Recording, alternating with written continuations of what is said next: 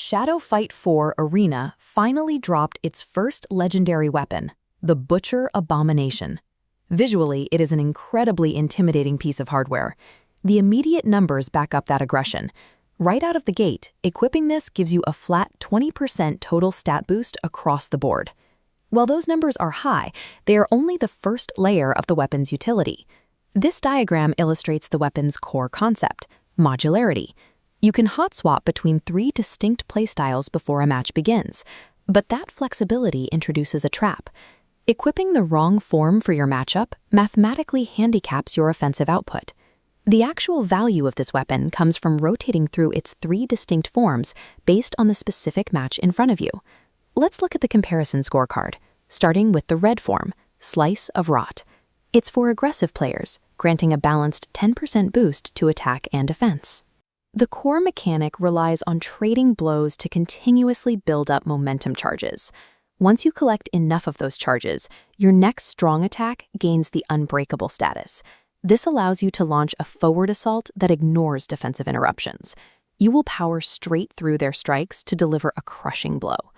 The trade-off is that this form demands constant close quarters engagement. If you face a highly evasive opponent who frequently backs off to reset the neutral game, your momentum stalls out and you lose your mathematical advantage. Slice of Rot is an engine that actively punishes hesitation. To make it work, you have to embrace high-risk brawling. Moving to the next column, the yellow form, Oblivion Crusher, shifts to defensive turtle tactics. Notice the math. You sacrifice half of the red form's base offensive power, down to 5%, maximizing survivability with 15% extra defense. To trigger this form's special utility, you have to successfully land a heavy, strong attack on your target. This applies a devastating debuff that completely blocks the opponent from health recovery for a short window. But there's a critical vulnerability. Against opponents who don't rely on healing, you get a terrible return on investment, fighting with lowered attack stats. Oblivion Crusher is not a general-purpose weapon. It is a dedicated surgical tool designed exclusively to shut down wars of attrition.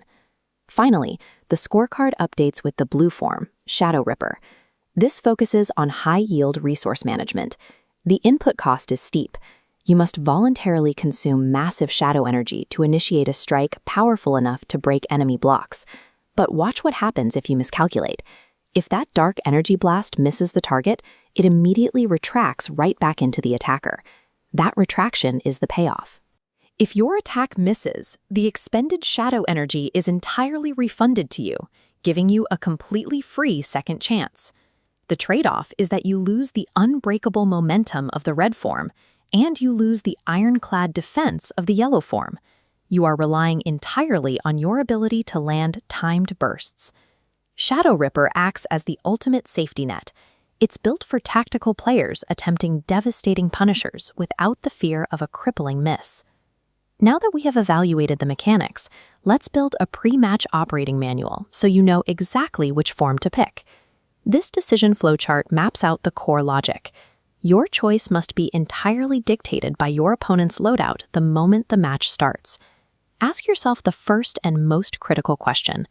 Does the opponent rely on a build centered around health regeneration and stalling?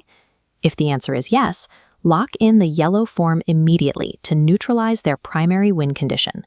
If they don't have healing, move to the second check. Do you, as the player, prefer baiting out enemy attacks and relying on heavy shadow energy bursts? If yes, lock in the blue form. That gives you the freedom to throw massive attacks with an energy safety net backing you up. Finally, if neither of those scenarios apply, and your goal is simply to dominate the pace of the fight with raw stats, your default directive is to lock in the red form. Sticking stubbornly to a single favorite color regardless of the matchup actively wastes the potential you paid for. The Abomination's power comes from that adaptability, the ability to counter every build in the arena through a single equipment choice.